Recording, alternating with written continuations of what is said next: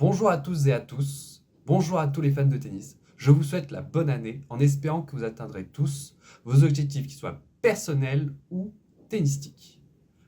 Demain débute l'Open d'Australie. Il est temps aujourd'hui de faire nos prédictions. Qui va gagner le titre? Qui va se révéler? Qui va flop? Qui va réaliser un très bon parcours? Toutes ces questions, nous allons essayer d'y répondre dans cette vidéo. Côté masculin, a-t-on réellement besoin de faire du suspense?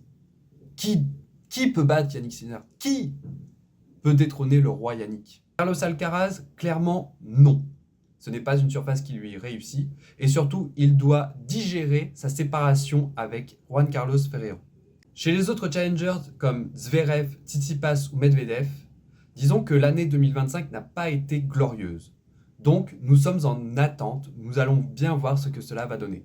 Est-ce que l'un d'entre eux pourra enfin soulever son premier titre du Grand Chelem côté Zverev et Tsitsipas? Est-ce que Medvedev va enfin briser la malédiction et remporter l'Open d'Australie? La réponse d'ici les prochains jours. Je laisse volontairement Novak Djokovic de côté. Pour moi, c'est un cas spécial. En effet, il est à la fin de sa carrière. Et surtout, il n'a plus les jambes pour vaincre les deux. Imaginons, il fait une demi-finale contre Carlos Alcaraz et après il enchaîne avec Jannik Sinner. Il n'a plus les cannes pour faire 2 matchs de très haut niveau contre ces deux joueurs-là. Il pourra battre les autres, mais très clairement, il ne battra plus Alcaraz puis Sinner. Côté féminin, les bookmakers se disputent entre Aryna Sabalenka et Iga Świątek. Pour ma part, je pencherai plutôt pour Iga Świątek qui vient de remporter l'Open Cup, même si les 2 derniers matchs ont été plutôt difficiles. Attention, dans le tableau féminin, on n'est pas à l'abri d'une surprise, notamment avec la jeune Mira Andreeva, qui est toujours à la recherche de son premier Grand Chelem, ou de la vainqueur de l'année dernière, Madison Keys, qui certes n'a pas eu une saison exceptionnelle après son titre, mais que je garde quand même en tant qu'outsider. Maintenant, passons au flop. Je vous donne mes 2 flops masculins et mes 2 flops féminins. Côté masculin, je pense que les 2 joueurs qui vont flopper sont Félix Auger-Aliassime et Hubert Hurkacz. Côté féminin, je pense que Yasmine Paolini et Paola Badosa peuvent flopper dans leur propre partie de tableau. Hubert Hurkacz, je me méfie vraiment du joueur. Très honnêtement, c'est un joueur qui peut faire à la fois du très bon et à la fois du très mauvais. On l'a vu il y a quelques années, le joueur était en pleine confiance, il est arrivé à l'Open d'Australie en pleine confiance et il a perdu au premier tour. Félix Auger-Aliassime, lui, c'est tout à fait différent. Lui, il est dans la poursuite de sa saison de 2025, qui était exceptionnelle, il faut le rappeler, exceptionnelle, avec plusieurs titres et surtout plusieurs finales dans des gros tournois. Côté féminin, j'ai mis Yasmine Paolini, parce que je trouve qu'aujourd'hui, c'est une joueuse qu'on attend beaucoup, qui très clairement n'est plus du tout adaptée au tennis actuel. Quand on la regarde, c'est une joueuse qui est très petite, mais qui a de très grosses frappes, mais qui n'est pas similaire, mais dont les frappes ne sont pas similaires à, par exemple, Aryna Sabalenka ou Iga Świątek que j'ai cité plus haut.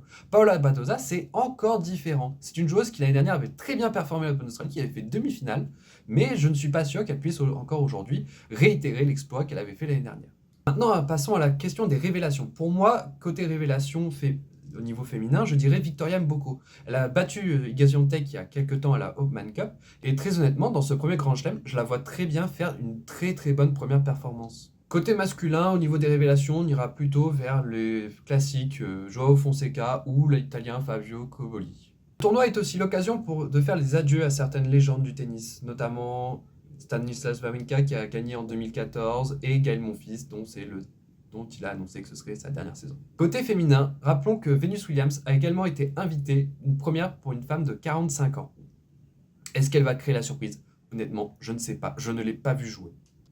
Franchement, pour conclure cette vidéo, je n'ai qu'une seule chose à vous dire, j'ai hâte que ce tournoi commence.